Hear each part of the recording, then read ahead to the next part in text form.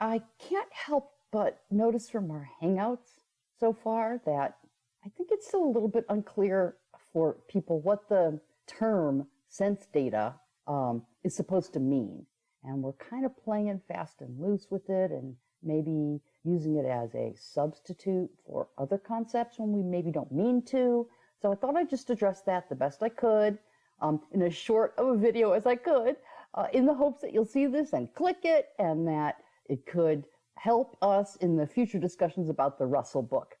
So to set the stage, we are inside this big idea that that you've got to have some sort of dualist view of things because you have to account for or explain what's going on with your own internal, subjective, qualitative, first person, phenomenal, raw, feelsy-ness, this what it's likeness that is the having of an experience of the world as a subject. And it's really different from the presumed external third-person objective shareable world that is out there about which you are having the experiences. So we're talking about perception within the context of that whole big framework. And sense data are postulated entities that some people with this dualist view accept. I'm a little bit worried. I'm not trying to say that you have to be some kind of substance dualist or something, otherwise you can't believe in sense data. I don't know about that. That's not what I'm trying to say here. I'm saying, I just want to say, I want to make the point that you can think that there's something important about this distinction between the inner life and the external world, and not hold to the idea that there are sense data. Okay. Well, Russell, he doesn't really, he's not going to just present the properties of sense data like he's writing like a common textbook or something. And I think we've kind of discussed this in the Hangout. He's kind of vague on purpose. I think maybe he's sticking to the most minimal features for sense data that he can on purpose, so he can keep it open, keep it amenable to I guess as many different views as he can keep it open to.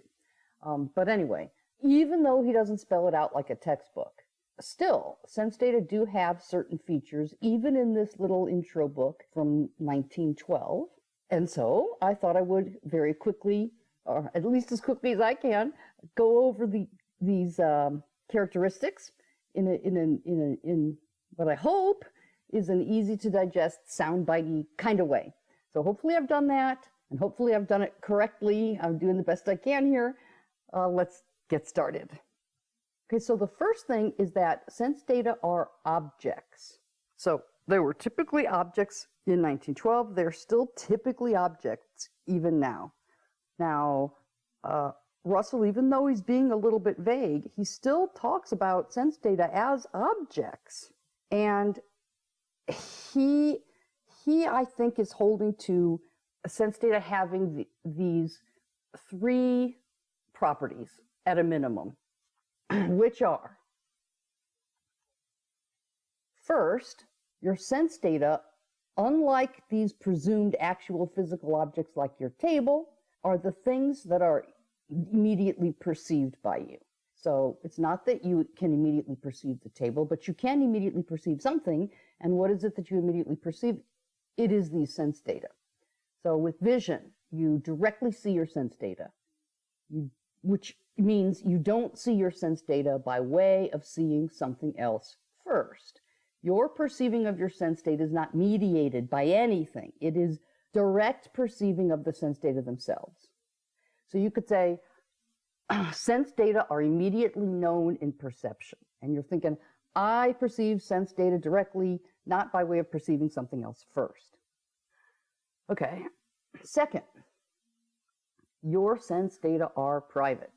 They are private to you, and mine are private to me, And there's no way for either one of us to grant access to our respective sense data to each other, even if we wanted to. So sense data are private, subjective, and inaccessible. I can only see my sense data, for example. I can't see yours. Okay, third and finally, as far as Russell in this book goes, as far as I can tell, your sense data cannot be misperceived.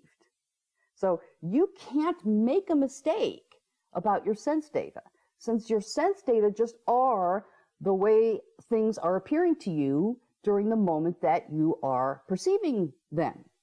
So suppose you're dreaming that your table's in front of you while you're actually in the other room asleep. Or you're awake, but there's some other thing in front of you, it's not your table, or even if you're totally hallucinating and there's no object in front of you at all, you still cannot be mistaken about the sense data themselves, because they are the very appearances. So if you have the sense data of your table in front of you, you could be wrong about there actually being a table there in front of you, but you can't be wrong that you are seeing the sense data of a table, okay? So sense data can't be misperceived, meaning my sense data are exactly as they appear, meaning I can't get my sense data wrong, ever, even if I'm the victim of an illusion or a hallucination. Oh, okay, so tomatoes come up a lot in explanations of this point. So even if I'm factually incorrect about something, if I'm wrong about some worldly fact, let's just assume that we really could know something like that for a second, that I'm wrong about a worldly fact, about something I'm looking at. Let's assume we can know that I'm wrong. So even if I'm staring at a red tomato, and it can be known that it's a fact that tomato's red, even then, even if a real tomato is really red, if it looks green to me, then my sense datum is green, not red. So I'm not wrong about the sense datum itself, and I can't ever be wrong about sense data. Can't be wrong about them. Okay, so that's about all that Russell is giving us about the characteristics of sense data, at least so far as we've been read, and at least so far as I can tell. But there are a couple more characteristics that are typically ascribed to sense data when people are talking about them. And a lot of times, these sort of, typical characteristics aren't explicitly mentioned. So I want to take a look at those two real quick. So typically, or usually when people are talking about sense data, they mean for them to be thought of as having, in addition to them being immediate, private, and not being able to be misperceived, also, people typically mean that sense data are objects that are mind dependent. So that implies that they only exist when, during, and so long as someone is perceiving them. Or I guess I should say, so long as some mind is perceiving them.